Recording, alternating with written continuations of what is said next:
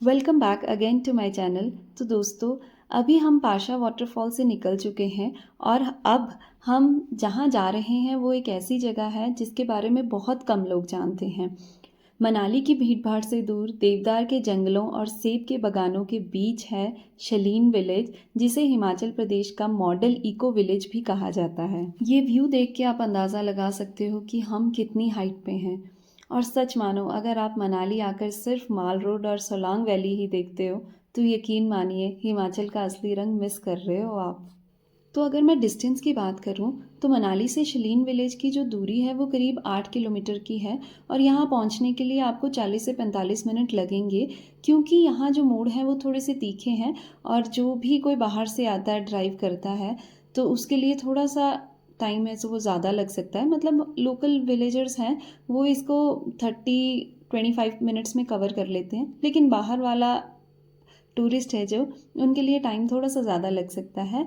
और यहाँ का रास्ता छोटा ज़रूर है, लेकिन हर मोड़ पे आपको ऐसे नज़ारे मिलते हैं कि आपका बार बार मन करेगा कि हम रुक के थोड़ी सी फोटोग्राफी कर ही लेते हैं।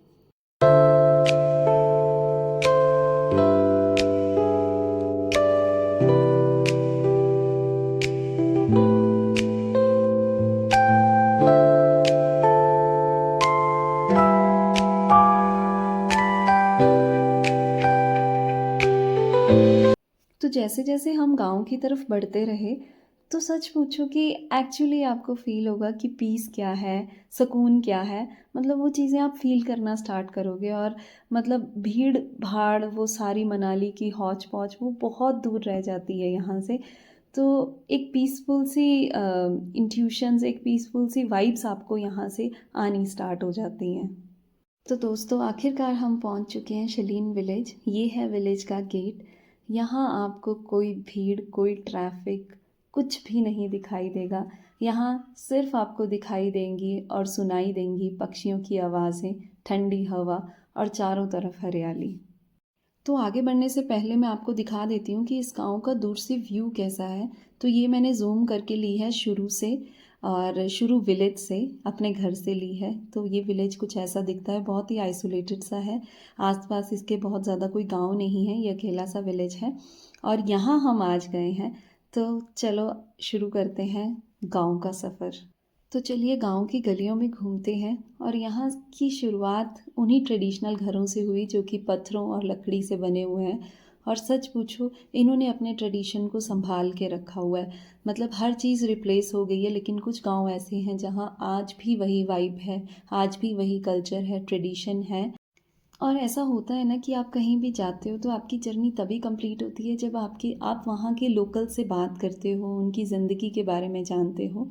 तो हमने भी कुछ ऐसा ही किया। हमें वहाँ के लोकल्स मिले, हमने उनसे बातें की। और सबसे अच्छी बात ये थी कि वो भी इतने अच्छे से बात कर रहे थे अपनी चीज़ों के बारे में, अपनी ज़िंदगी के बारे में इतने अच्छे से बता रहे थे। ऐसा लग रहा था कि हम भी इन्हीं के साथ के हैं, हम भी यहाँ के हैं। तो बस वहाँ से फिर हम चल पड़े आगे गांव की तरफ। तो यहाँ स्टेप्स में ही है गांव, प्लेन तो एरिया नहीं है। तो कहीं आपको कुछ स्टेप्स लेने पड़ेंगे, कहीं डाउन जाना पड़ेगा। तो बस ऐसे चलते चलते हम भी ऊपर चले गए। और टिपिकल जो हिमाचली स्टाइल के घर हैं वो हमें यहाँ मिले। लोग अपने कामों में बिज़ी थे। तो यहाँ सब लोग वो टोकरियाँ लेके ही घूमते मिलेंगे आपको, क्योंकि इसी में सामान लेके आते हैं, इसी में पशुओं के लिए चारा लेके आते हैं। क्योंकि यहाँ पीठ पे सामान उठाना ज़्यादा इजी रहता है। मतलब जैसे हमारे नीचे सर पे उठाते हैं टोकरा या कुछ, तो यहाँ ऐसा कुछ नहीं होता। और यहाँ एक छोटी सी दुकान भी थी जहाँ आपको डेली नीड्स की कुछ कुछ सामान मिल जाएगा, क्योंकि इतनी दूर 8 किलोमीटर दूर जाना तो मुश्किल। और यहाँ रोड का भी काम चल रहा था, गली का काम चल रहा था। और वैसे भी बरसात आने से पहले पहले थोड़ा मेंटेनेंस ज़रूरी है, क्योंकि बरसात में तो कुछ यहाँ नहीं कर सकते। और होता है ना कि अच्छे लोग आपको कहीं भी मिल जाते हैं। तो हमें भी यहाँ एक ऋषभ भाई मिले जिन्होंने हमें पूरे गांव की सैर कराई। सच पूछो, उन्होंने इतनी चीज़ें बताई जो शायद हम अकेले घूमते तो नहीं पता चलता। तो अच्छे लोग तो कहीं भी मिल जाते हैं। उन्होंने हमें अपना टाइम दिया और हमें पूरे गांव की गलियों में से घुमाया, घर दिखाए और चीज़ें बताई कि ये ऐसे होता है, ये ऐसे होता है। तो काफ़ी चीज़ें थी जो उनके बताने से हमें पता चली, शायद हमें ऐसे ना पता चलती। और यहाँ एक आंटी मिली हमें, जो कि अभी यहाँ कुछ धो रही थी, पानी से वॉश कर रही थी। और ये कोई जड़ी बूटी है जो कि जंगलों से लाई होती है, तो हमारे लिए तो ये घास ही था अगर ऋषभ हमें ना बताते। तो बस हम आगे आगे जाते रहे, क्योंकि यहाँ हम जा रहे थे, यहाँ एक मंदिर है जो कि यहाँ के देवता का मंदिर है। और उसकी जो खासियत है वो ये है कि जिस गांव में हम रहते हैं, सामने जो है ब्यास के उस पार शुरू गांव, वहाँ जो देवी है शर्वरी माता, उनके भाई हैं ये। तो हर गांव का कनेक्शन कहीं ना कहीं जुड़ा हुआ है, तो ये बहन भाई हैं। और इनकी बातों से हमें ये भी पता चला कि जब भी कोई त्योहार होता है, जब भी कुछ खास होता है, तो ये बहन भाई ज़रूर मिलते हैं। कभी बहन भाई से मिलने आती है और कभी भाई जो बहन से मिलने जाता है। तो ये देवताओं की धरती है, यहाँ हर कुछ देवताओं से ही रिलेटेड आपको मिलेगा। और सच पूछो, लोग इतना विश्वास करते हैं, और करना भी चाहिए, क्योंकि शुरू से ये है ही देवभूमि, और यहाँ देवताओं के बिना कुछ नहीं चलता है। तो ये जो मंदिर है बहुत ही पीसफुल सा, जैसे शर्वरी माता का मंदिर है, वो मैं आपको काफ़ी बार अपनी वीडियोस में दिखा चुकी हूँ, हम अक्सर वहाँ जाते हैं। तो वैसा ही पीसफुल सा एक मंदिर यहाँ भी था, जो कि उनके भाई का है। और इनका आपस में काफ़ी आना जाना रहता है, ये हमें इन लोगों से पता चला। और हमने भी वहाँ से दर्शन किए। अंदर तो मैं नहीं गई, क्योंकि दिन का टाइम था, तो कपाट बंद थे। तो बाहर से ही मैंने दर्शन किए, और बहुत ही सुंदर प्यारा सा मंदिर है। सच में यहाँ कुछ पावर है, शक्तियाँ हैं, जिनको लोग इतना मानते हैं, जिस वजह से लोग इतना मानते हैं। और अच्छा लगा हमें यहाँ आकर। और यही शलीन गांव का सबसे एक फेमस प्लेस है। और यहाँ से व्यू इतना ब्रॉड था, सामने माउंटेन्स पे हमें पीक्स पे बर्फ़ दिख रही थी, जो कि सच में बहुत ही खूबसूरत लग रही थी। शायद कैमरा में पता नहीं कैसा दिख रहा हो, उसका कुछ परसेंट दिखता है। और फ्रूट्स बहुत ही ज़्यादा थे। जैसे जैसे बारिश हो रही है, एप्पल का साइज़ बढ़ रहा है, क्योंकि बरसात में ही इनकी हार्वेस्टिंग होगी। अराउंड अगस्त के करीब इनकी हार्वेस्टिंग होगी, जब प्रॉपर मानसून होगा। और ऋषभ ने बहुत सी बातें की, बहुत टाइम दिया उन्होंने हमें। और ये एक शॉर्टकट है जिसके रास्ते से वो हमें सीधा रोड पे लेके जाएंगे। और यहाँ एक ट्रैक भी है जिसके बारे में वो बता रहे थे कि यहाँ से लोग ट्रैक पे जाते हैं, जो कि मैं शायद सोच भी नहीं सकती क्योंकि इतनी एडवेंचरस तो मैं नहीं हूँ।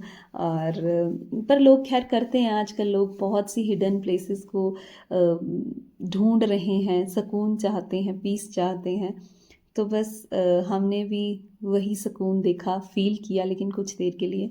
उसके बाद हम ऋषभ के घर आ गए। ये इनकी दादी हैं, और ये एक होम स्टे चलाते हैं। तो होम स्टे की वीडियो भी मैंने बनाई है, अगर आपको देखनी हो तो आप मेरी वीडियो देख सकते हो। तो एट द एंड हम अपने पॉइंट पे पहुंच गए, जहां हमें ऋषभ ने पहुंचाया। तो ये शलीन गांव का गेट है, जो मैंने स्टार्टिंग में आपको दिखाया था। और ये शांडिल्य ऋषि हैं, सॉरी अगर मैंने कुछ गलत नाम लिया हो।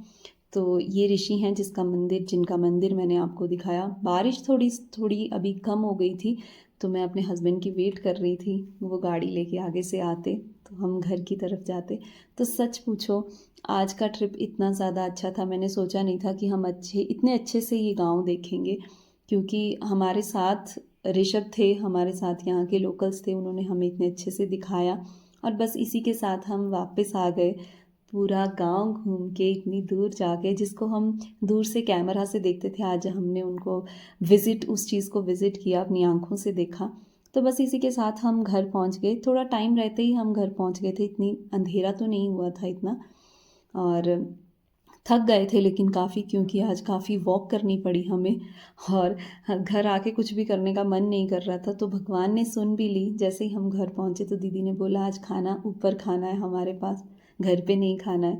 तो बस और क्या चाहिए कि आपको हिमाचली गांव घूमने के बाद ट्रेडिशनल खाना मिल जाए, कांसे की थालियों में नीचे बैठ के, तो बस मज़ा ही आ गया। तो पनीर और चावल बस हाथ से कांसे की थाली से हमने खाए, तो मतलब स्वाद तो आपके मुंह में भी आ ही रहा होगा। तो बस इसी के साथ आज एक खूबसूरत सा दिन ख़त्म हो गया।